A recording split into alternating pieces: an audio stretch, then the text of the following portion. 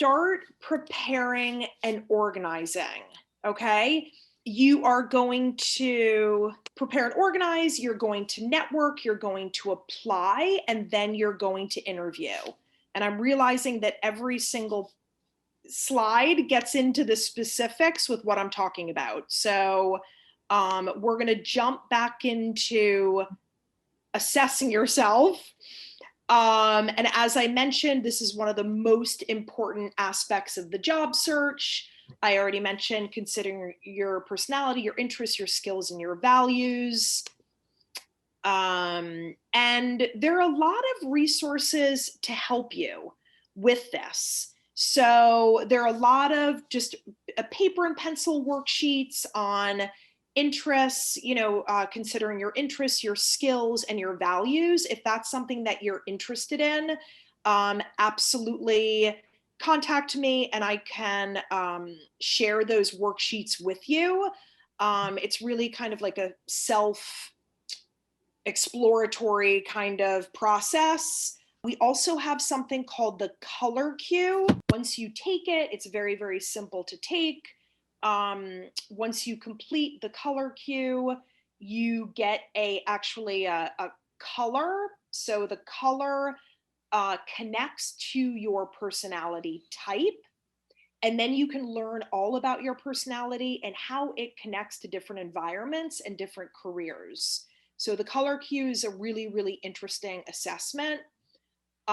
There's also something called the MBTI, which is the Myers-Briggs Type Indicator. There is a free assessment online that you can take, very, very easy to take. Again, I can facilitate that process with you. Once you get your 4-letter code from the MBTI, again, which is based on personality, you then refer to the book called Do What You Are. The author's name is Tiger, and each chapter is devoted to a different personality type. And it's really amazing. There are different case studies about, Susie, who's an ENFJ, and what she decided to do for her career based on her personality. And at the end of each chapter, there is a list of recommended occupations that are related to your personality.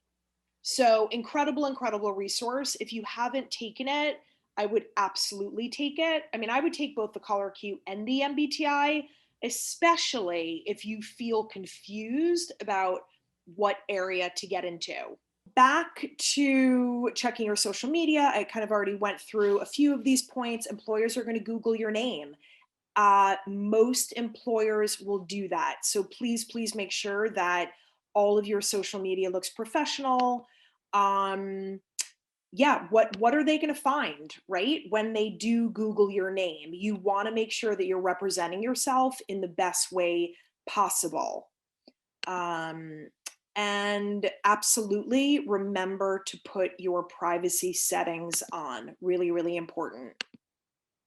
Okay, so the next step is preparing and organizing yourself. So a really, really good idea is to create an Excel spreadsheet to track all these applications that you're sending, when you're sending them, and to whom, because it really will get kind of confusing if you don't remember to track everything that you are doing. So if you get a phone call and you don't remember, the application that you sent, which resume, perhaps you have a few different resumes that you're sending out because you're targeting a couple different industries. You want to make sure that you're prepared. And also, if you are keeping track of all this information, you know when it's appropriate to follow up, right? So you send out an application, your resume and cover letter on a Monday. Let's say you want to wait 10 days to follow up with an employer and just let them know that, you sent out an application, really excited about the opportunity, wanted to make sure that you received it, and I'd love to come in for an interview to discuss my candidacy. So really, really good idea to always track everything that you're doing. Obviously, as part of that preparation and organization is creating your documents that you're going to need to apply to jobs, right? So if you do not have a resume yet, you can easily create one with our guidebook. Go to tinyurl.com/Magner resume guide. We have a lot of great samples. I would say, even if you have a resume, absolutely make sure that someone, a professional, a career coach, is reviewing it for you. If you are wanting to apply to jobs through Hire BC, which is our online job posting system, you are going to have to get it reviewed anyway by a career coach. So just make sure that before you start sending out that document, your resume and your cover letter, that it has been reviewed several times by, I would say, a couple people. And as part of preparation, also think about, okay, who am I going to start asking for references, right? You don't have to provide references before you send in your resume and cover letter. That actually happens at the end of the interview process, when an employer feels like they're ready to hire you, and checking references is actually the last step in the process. But you want to be ready, and you want to give your references an idea of the types of jobs that you're looking for, and if they would be willing to speak highly on your behalf. So we are not asking references for recommendation letters. That actually happens for graduate school. All you're asking for is, would you act as a reference for me? And you're going to provide your employer with a telephone number and email address, and typically they will speak to your reference over the phone. Okay, and then, finally, if you can organize a group of friends or coworkers to support you, to kind of have like an accountability group, that is ideal, right? Looking for a job can sometimes feel like a full-time job. And the more time and dedication and effort you put into it, the greater benefits that you're going to see, for sure. But, you still have to take care of yourself. You don't want to burn out. So think about the people in your network that are supportive and that will continue to hold you accountable. Okay, so the next step in the job search process is networking. So I'm sure all of you have heard about the importance of networking. Most jobs are found through networking, right? So it's really, really important that most of your time is actually spent. And now this is going to be a little bit easier because so many of us are vaccinated and the world is opening up a bit more. So it might be a little bit easier for you to actually meet somebody for a cup of coffee or have that informational interview in person versus having conversations over the phone or Zoom, which are still beneficial. But I think the most beneficial is getting in front of someone and meeting in person. That's the way that you develop, rapport and relationships best. Again, if you still feel uncomfortable about that, that's fine. But really consider the fact that most of your time in your job search should be about speaking to people, right? So it really is, once you decide on, okay, this is the industry, this is the area that I want to get into, then you need to ask yourself, how am I going to be able to surround myself with professionals in the industry that I'm interested in, right? So really, really important. So the way that you can do that is through meetup.com. You can do that through professional associations. So every industry has a professional association that's attached to it. And it's about finding that professional association that is the most popular, right? That has kind of the best reputation. I mean, even in the work that Pam and Miriam and I do as career coaches, there are several professional, really, really, very active professional associations in our industry.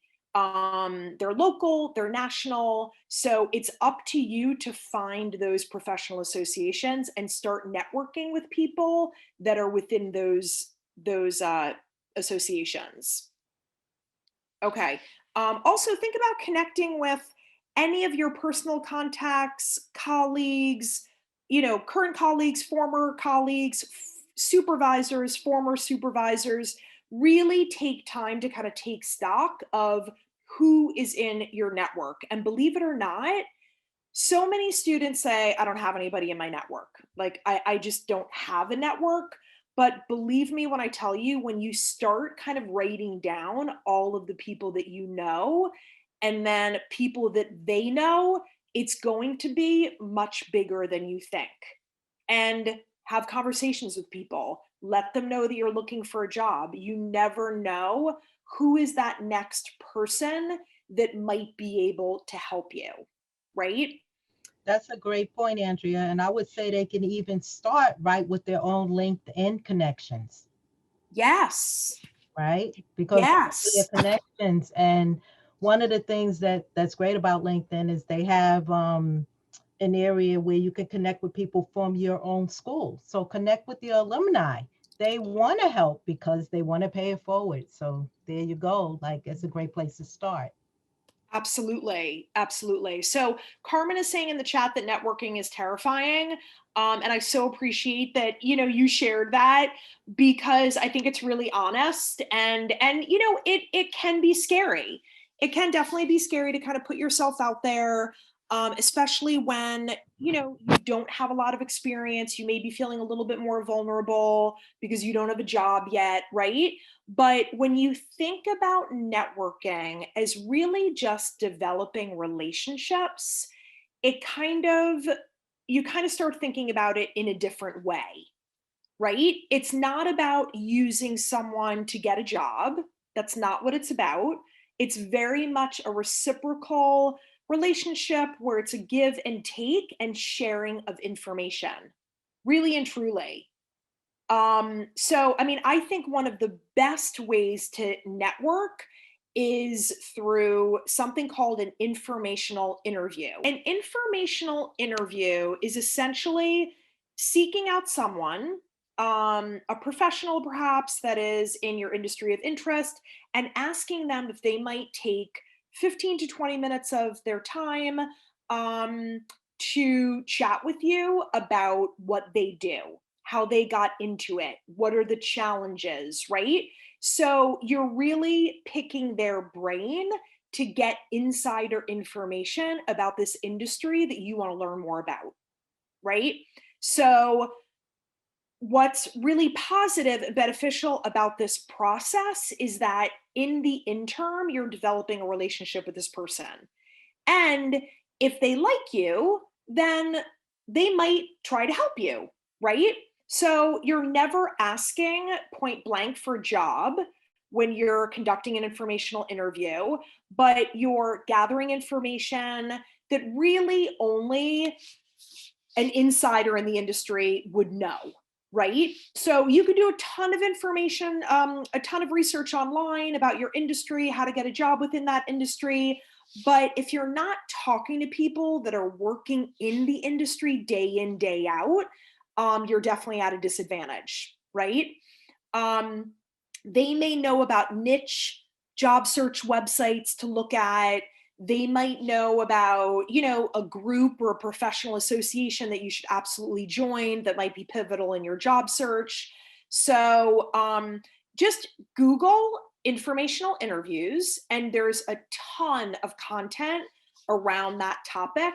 And honestly, that's something that I would, if I were in your shoes, be spending most of my time doing, is talking to people through informational interviewing. And as Miriam mentioned, you can find alumni on LinkedIn. So as soon as you create the profile on LinkedIn, it automatically populates with Brooklyn College alums. And you can search by school, you can search by date of graduation, you could search by their industry, their role. So you could really like, make a really kind of specific uh what word am I looking for? You can really drill down to exactly the type of people that you want to talk to. So these informational interviews will be the most beneficial as possible. And then, of course, there are Brooklyn College alumni events that you should be in the know of. Absolutely make sure that you're following the alumni office and making sure that you know what's happening, right? So that you can be privy to those types of events as well.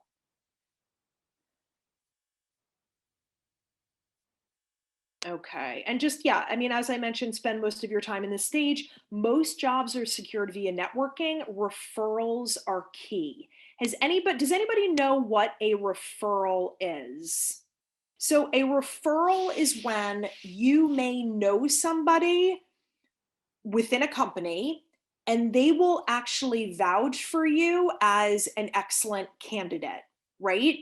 So if you get a referral to a job, then the hiring manager or the recruiter within the company is going to take a look at you first before all the other applicants that they do not know, right?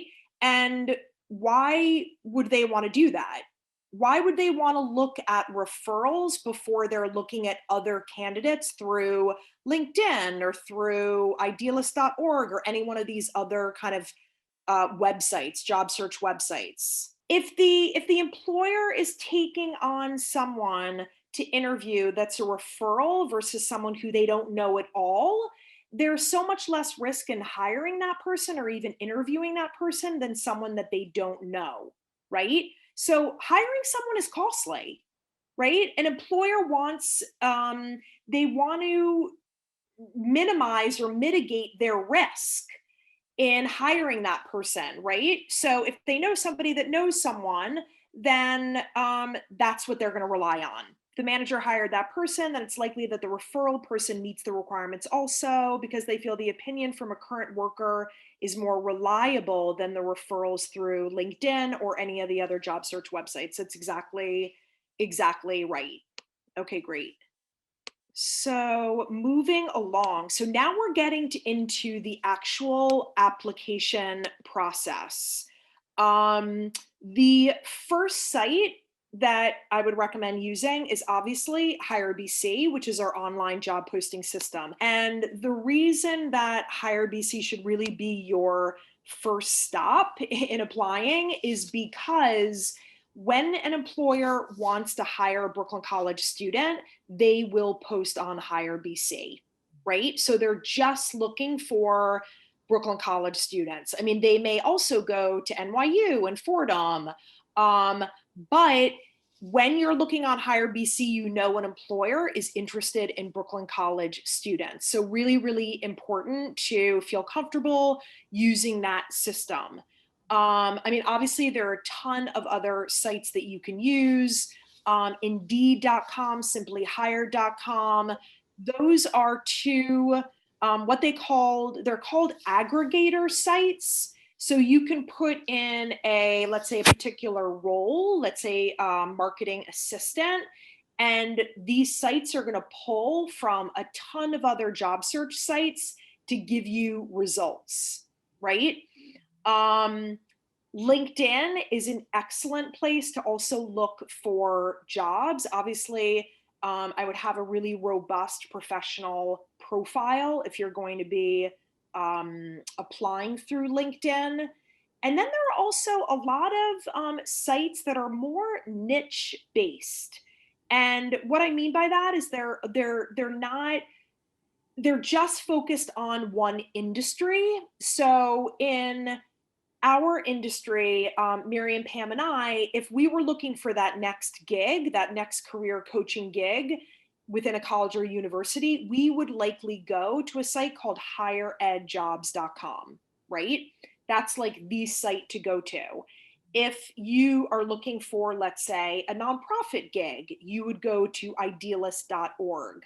There are a lot of these types of sites that are very, very niche and specific for your industry Mhm. of interest. So, what I would recommend is that is a great question to ask during an informational interview, right? So, that's kind of like an insider tip.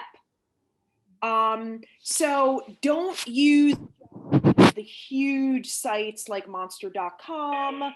Um, think about what are some of the niche sites, look at Hire BC, look at LinkedIn, and absolutely again, ask somebody that's in your industry of interest, what are some of those helpful sites? And Andrea, Yep. also, just to add, another advantage of using Hire BC is we do get a lot of alumni that want to post to our system, which means they are specifically looking for this is Brooklyn College student. So that would, definitely narrow down the pool, for you, and more likely, that you may be selected at least for an interview. Yes, yes, absolutely. The next part of the job search process is obviously interviewing, right? You're sending in your resume and your cover letter. You were called in for an interview. We're going to go through that in much greater detail on a later slide. Um, and now we're just moving into what is a resume. And it sounds like a lot of you already have your resume, but you need to remember that the resume is an incredibly important piece of the job search process because the resume is going to get you the interview, right? And the interview is going to get you the job. But before you get the job, you got to get that interview. And the resume is going to do that for you. So spend a lot of time and energy into perfecting the resume for sure, for sure. It really is your marketing document. And it's going to help you secure that interview. Okay, so and as much as possible, it should be an industry specific narration of your education, skills, experience, accomplishments.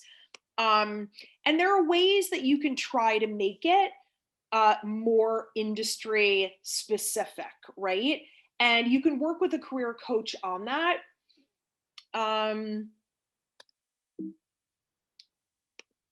Okay. And it really is a tool that evolves as you gain experience. It's a dynamic document. It's always going to be changing, right? So every job, every internship, every extracurricular activity, you're adding that onto your resume, you're deciding, what's the most important information that I really want to highlight here. Maybe you're going to delete some of the information that's a little bit older and not as relevant anymore to the industry that you're looking to get into. So it's always something that you're working on and tweaking. Okay, so some of the resume basics. The essential sections are obviously your contact information, very, very important. Your name, your telephone number, your email address, and your LinkedIn profile, your personal LinkedIn URL at the top of the page, along with your contact information. Really, really important if you do have that LinkedIn profile to include that. A lot of times today, we're not including addresses, your specific address for privacy purposes. A lot of people are keeping that out now. The next section that's obviously very, very important is your education. All of you just graduated. We are showcasing the fact that you are a Brooklyn College graduate. Um, Especially if your major is going to directly relate to the area that you want to get into, right? That's something that we want to showcase and highlight. And then your experience section. So, as I mentioned before, the resume should be created to be as relevant as possible to the position and to the industry that you're looking to get into. So if you have some of that relevant experience through internships, through activities, what have you, then we want a relevant experience heading more towards the top of the resume, and perhaps an additional experience heading, or it could be additional experience, it could be oh gosh, what's the other heading that would work there? It's at the tip of my tongue. It'll come to me. Relevant experience? Relevant? Yeah, relevant experience, absolutely. And then additional or other experience, right? So you could use those headings interchangeably. So that's all of the experience under that heading that may not specifically relate to the industry or role that you're looking at, but you still have developed some really strong transferable skills. Okay. And we're going to be talking about transferable skills and why they're so important. A transferable skill is a skill that can translate and connect to any industry, right? Communication skills, interpersonal skills, all really important. And then obviously the locations of that experience. So whether you're working in Brooklyn, in Manhattan, the dates that you were there. And then you can also include hard skills. Does anybody know the difference between a hard skill and a soft skill? So Sabrina is saying hard is more tactile and technical, soft or more broad and abstract. Okay, yeah, that's absolutely true. So a hard skill is something that is tangible, it's quantifiable. You can actually attach kind of your level of expertise to a hard skill, whereas a soft skill is more qualitative, right? You can't quantify a soft skill. So soft skills are typically more like your personality characteristics. Teamwork, you're a great team player, you're organized, you're a great communicator, you have great interpersonal skills. Soft skills are hugely important, but they don't belong on a resume. The resume, we're focusing on hard, tangible skills, right? That are quantifiable. So hard skills are typically your technical skills, and those can be your language skills, any kind of computer skills that you have. That's what we want to focus on. Okay. Some additional sections. You can include a profile statement or a summary at the top of your resume. We do have some resume samples in our guidebook with summaries, and we have a whole section that kind of guides you through creating a summary. We typically don't recommend including a summary or profile for undergrads, but it really, it depends upon how you want to market yourself. So it really kind of ends up being your own decision. Okay, any kind of relevant coursework you can add, perhaps your GPA, any activities, leadership involvement, professional associations that you might be a student member of, conferences, competitions, presentations, publications, research, workshops. I'm just kind of moving this slide around. Any academic projects. Really think about crafting the resume again to be as specific and targeted as you can based on the industry and the role that you're looking to get into. Okay. Benny's asking if he could put soft skills on his resume if it's a bit lacking. I wouldn't. I would include your soft skills in a cover letter that's more of like a narrative document to describe, your personality and how it might relate to the role. I would say, Ben, if you feel like there's, some gaps on your resume and you need to fill it, a little bit more, I would, work with a career coach, and we can help you more with that. So this is a resume example that we've pulled from our resume guidebook. As you could see, education is right up on top. This person has an experience section, leadership section, and a skills section. So every resume is going to look a little bit different. Yours does not need to look like your best friend's. You want to make it very specific to you. So it's going to be a unique document. Okay, so for sure, the resume is going to be 1-page length. If you're an undergraduate student, a lot of employers won't even take a look at your resume if it's more than 1 page. The font size obviously needs to be legible. Typically, that's like anywhere from 10 to 12 size font. Sometimes 10 is even a little bit too small. So I would recommend 11 or 12. All the sections like education, experience, they need to be clearly labeled. It needs to be consistent, in bold, typically in all capital letters. Proper tenses. So this is something that we see often, where a student is no longer working in that part-time job, but the bullet points, the action verbs at the beginning of the bullet points are still in present tense. So just make sure that you are using the proper tenses. And then always use reverse chronological order. And what I mean by that is, under the education section, for example, if you transferred from Kingsborough, then you start with Brooklyn College and where you've received your bachelor's degree. And then underneath that, you include your associate's degree from Kingsborough, if you want to. You don't have to include your associate's degree, because really the employer is most interested in where you've achieved your bachelor's degree. But you start from your most recent experience and then work back. These are skills that can be used in a variety of work settings and industries.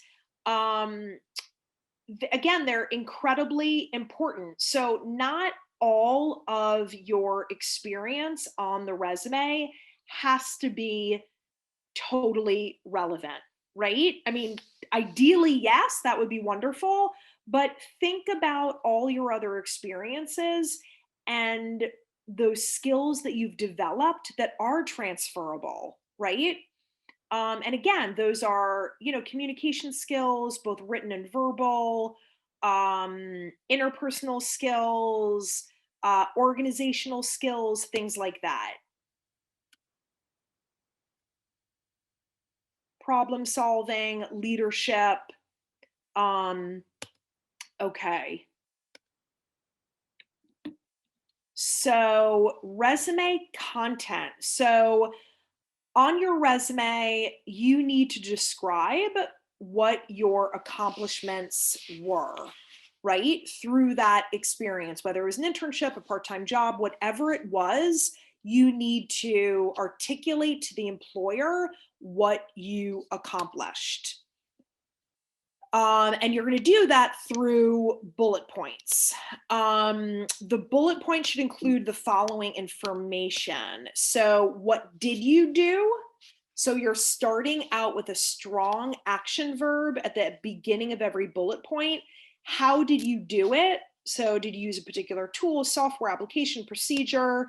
Who do you work with or work for? Right? Were you a part of a team of 10? Did you do work on a particular project with, a team of coworkers? Really important, because that shows that you have experience. And then most importantly, what was the result and the outcome of the work that you did, right? So being very, very clear about that.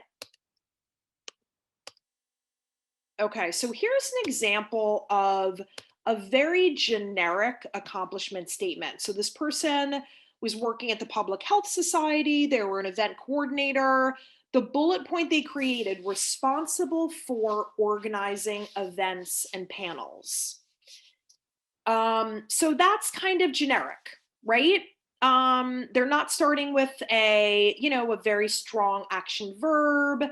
They're saying they organized events, how many events, what type of events, who is the event for, how many people were they serving, right? So much is missing with that generic accomplishment statement.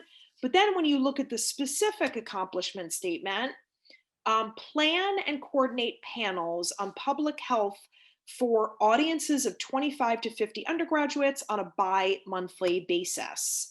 Identify and contact health professionals in the community to participate in panels, create marketing materials, and publicize events through social media. So we went from an incredibly generic bullet point that really didn't give us much detailed information at all to 3 really strong, very specific accomplishments that shows exactly what that person did and what the outcome of their accomplishment was. Okay, so the next slide here says, what is a cover letter? A narrative statement that serves as an opportunity to make your case, right? Because this is your opportunity to really showcase yourself. Right, so the cover letters discuss your most persuasive elements of your resume. So what you really can't, I guess, highlight on the resume the way you want to, you can do it on the cover letter.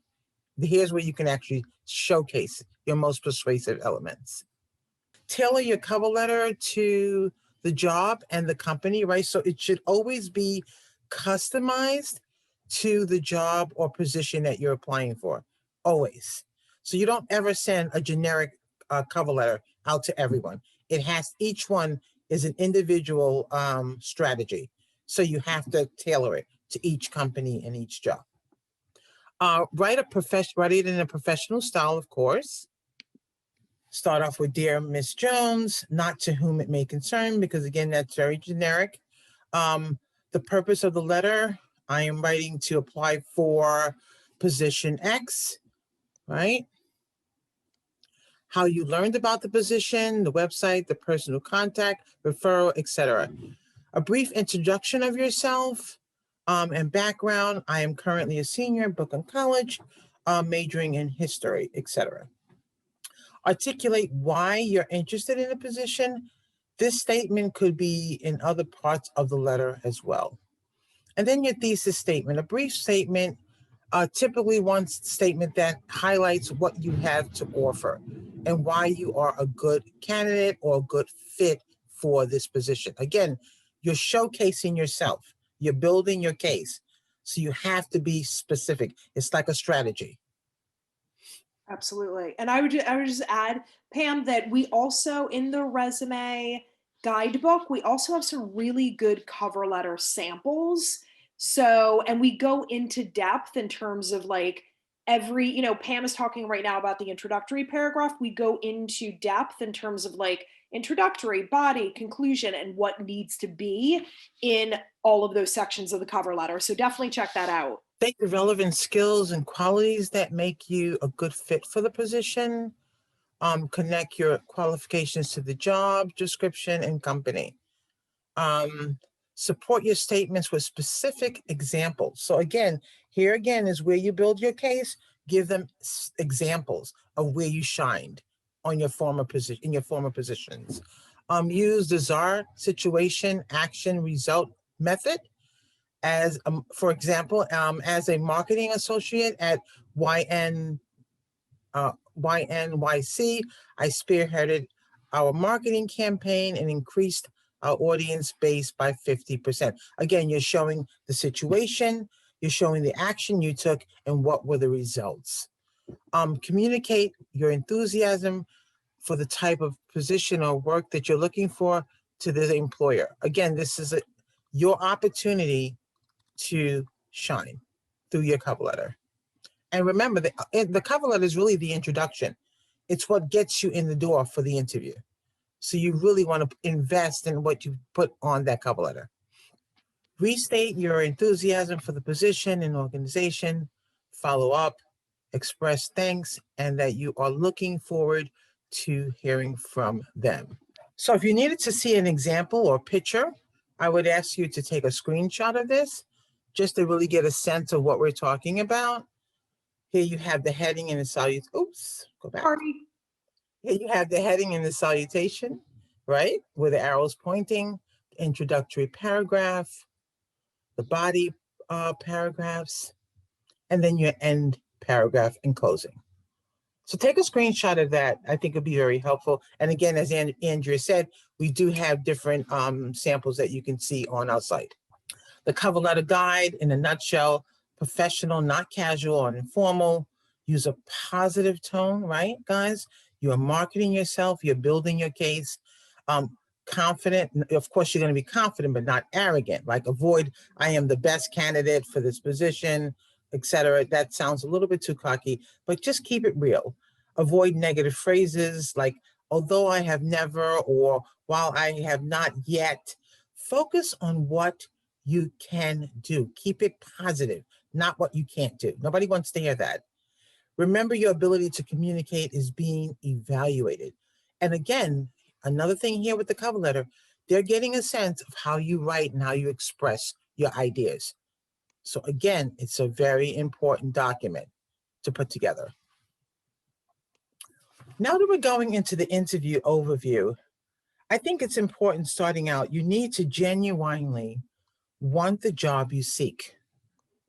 If you haven't done, or you haven't decided on a career goal that you're thinking about, guess what? You're not going to be able to fool the employer, right?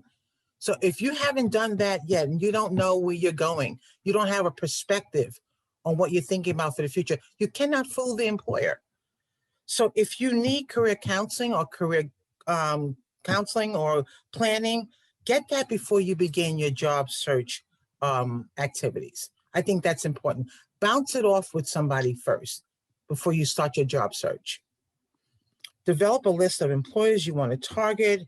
For instance, are you thinking of going into corporate or working for the federal government, nonprofits, private sector, freelance work, research? Know the areas that you want to explore.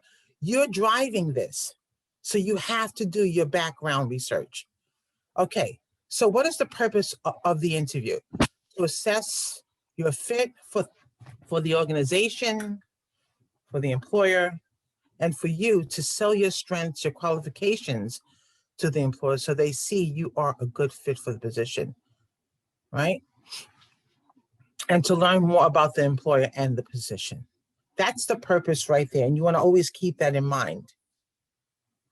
Yeah, and just to add on to that, Pam, it really is not only about the employer asking you questions, it's also about you finding out about the employer and whether or not this is the right organization for you, right? Is it the right cultural fit?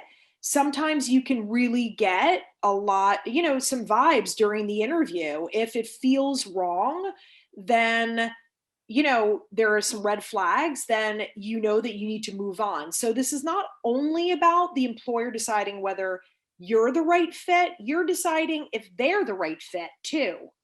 Absolutely, absolutely. And the first part of the interview, I must say, is extremely important. All research indicates that the first impression, positive or negative, is the one that lasts. For better or worse, the employer's impression rests on a subjective assessment of your personality. And the key to that assessment is to give the employer the impression that you are confident and assertive. You're enthusiastic about this. People want to work with people who are confident and enthusiastic. So you really want to make that first impression a lasting impression. The employer's perspective. There are 3 questions employer asks themselves. Can you do the job? Do you have the relevant knowledge and training skill and technical and soft experience, personal qualities and attitudes necessary to do the job well? Will you do the job? Do you have a sense of motivation and interest? Again, that enthusiasm. Will you fit in to the culture, the personality fit, the general alignment with the company's culture? So all of that is being perceived through how you communicate and how you express your ideas and your answers. There's a lot. Strong interpersonal skills, communication skills, both written and verbal, knowledge of the company's missions and projects. Guys, I can't stress to you enough to do your research. Please do your research. Know their products, know their services, know what kind of clients they deal with. Do your research. Strong analytical problem-solving skills, team collaborator, genuine interest in the company, positive attitude and enthusiasm. And I can't stress that, how important that is. Your attitude is everything. It really is. How you communicate, your voice tone, your body language, your attitude is everything. So of course we have the factual tradition fit about yourself and your background. Example, tell me about yourself. And again, this is a question that you need to think about, because here you get the opportunity to set the tone right from the start of the interview. Tell me why you're interested in working for the company.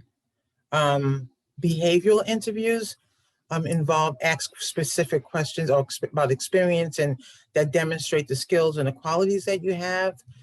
Past behavior indicates future performance. So if you've been successful at something in the past and you talk about that, that's going to indicate to them that you have future success. You'll have future success. How do you handle situations or approach a problem? Your problem solving abilities. Example, if you were leading a team, how would you handle strong disagreements among your team members?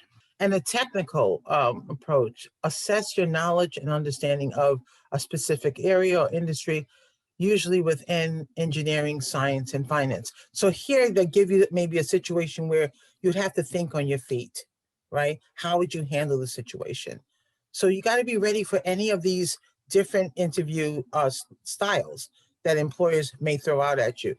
Also, I want to add that you may be doing a group interview where you, again, are being judged on how you conduct yourself within a group. Or you may do a video interview. Now that we're doing a lot of things virtual, you may be actually doing a video interview. So again, making sure that you're looking directly at the camera and that you're actually speaking to someone, right? You're on camera. So the behavior questions, the SARA method. Again, you give them a situation. What was the situation or problem? And you give them the action. What action did you take to address the situation? The result, what was the outcome? Was it successful?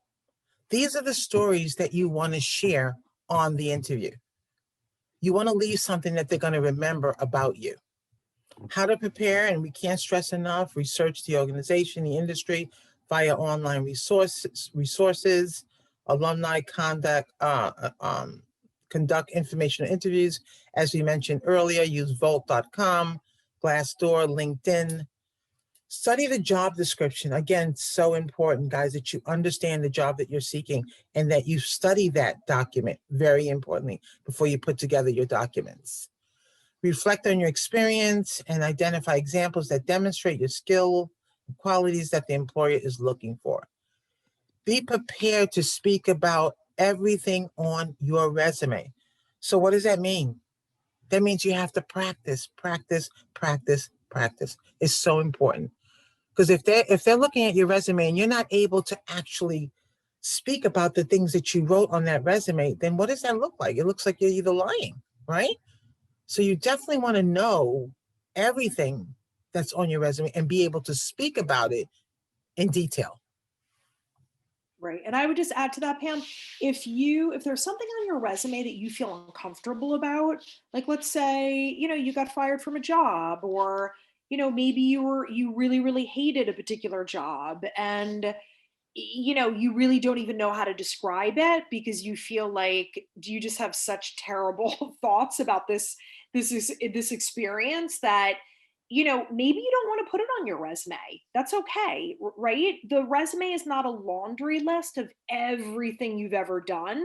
It's a strategic document about things that you feel proud of that are most relevant to the area that you're looking to get into. So you don't have to include everything because, if it's on your resume, it is fair game for an employer to ask about it. And if you don't feel comfortable, that's not going to be a good representation of who you are. And thank you, Andrea. And one thing I want to add too is to make sure that you understand the question, right? Before you answer that question, make sure you understand it.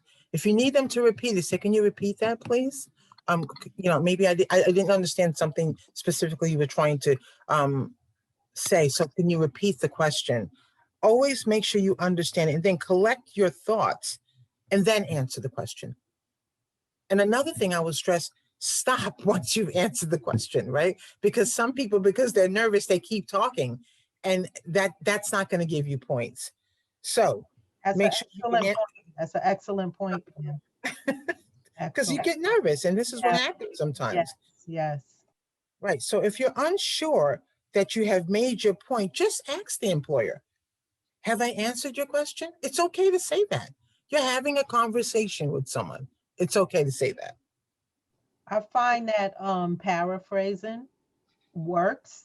Are you saying such and such? Like paraphrase it, and it also gives you a few minutes to collect your thoughts. Some candidates, let's face it, guys, we live in Brooklyn. And when you live in Brooklyn, we all have accents, right? Okay. So some candidates who have a heavy accent and know they are frequently misunderstood need to work specifically, especially hard on this issue. Use your very best English. Take your time.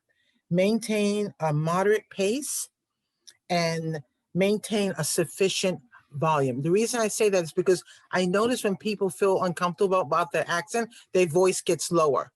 Make sure you maintain a good voice tone and take your time, and you'll come across clearly. So I think that's important for people to really make a notation of.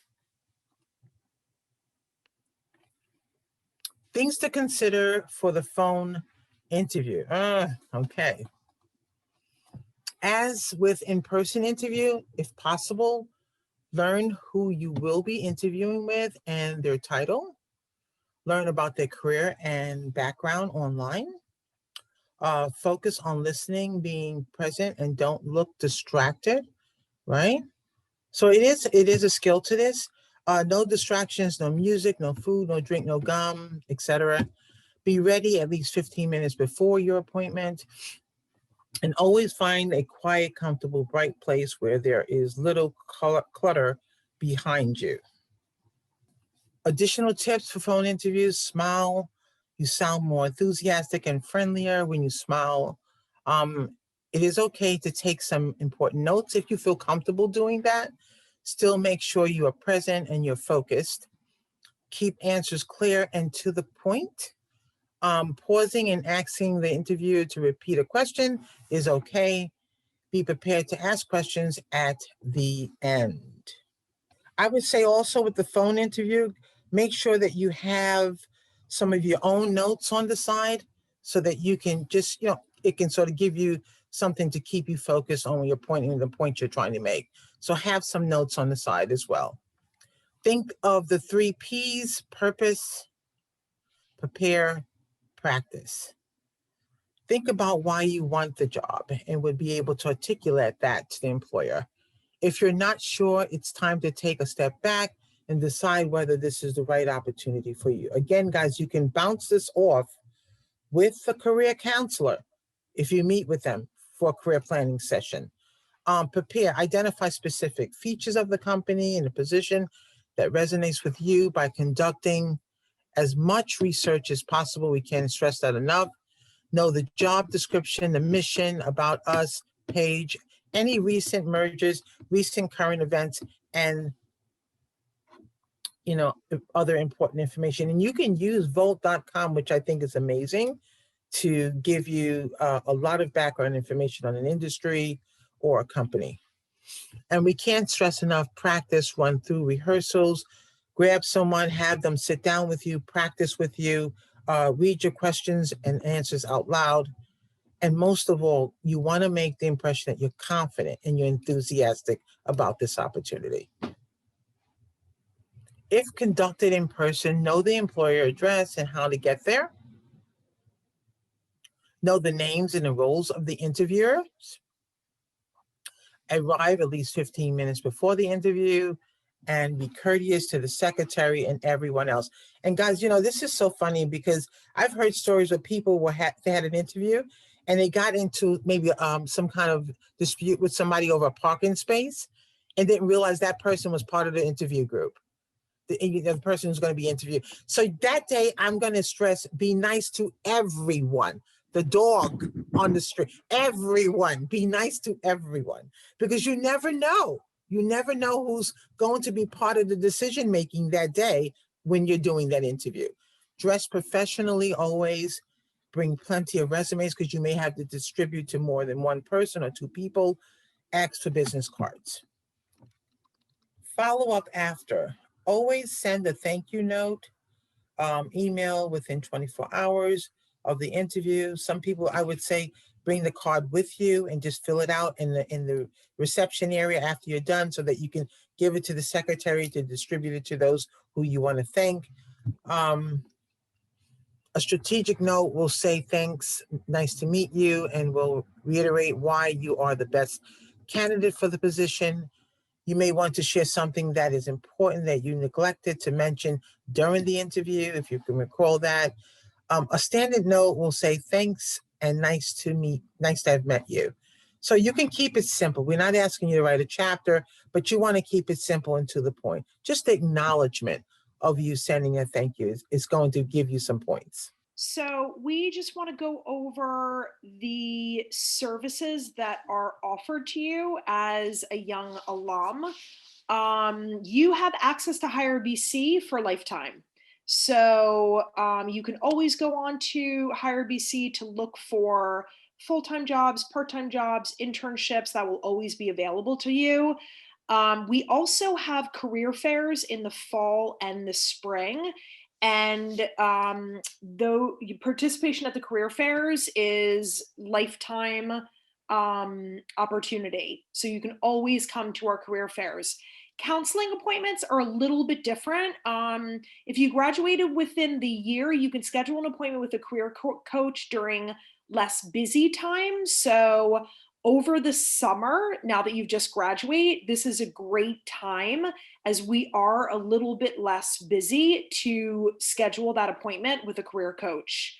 So you're going to want to fill out a form and then email that when complete. And I should have pulled it up beforehand, but if you Google Magner Career Center Alumni Services, we have a whole page that gives you all of this information, and the link to that form to schedule an appointment with a career coach is included on that page. I included my email address in the chat. If you have any problems with that, or if you have any follow-up questions, absolutely get in touch with me.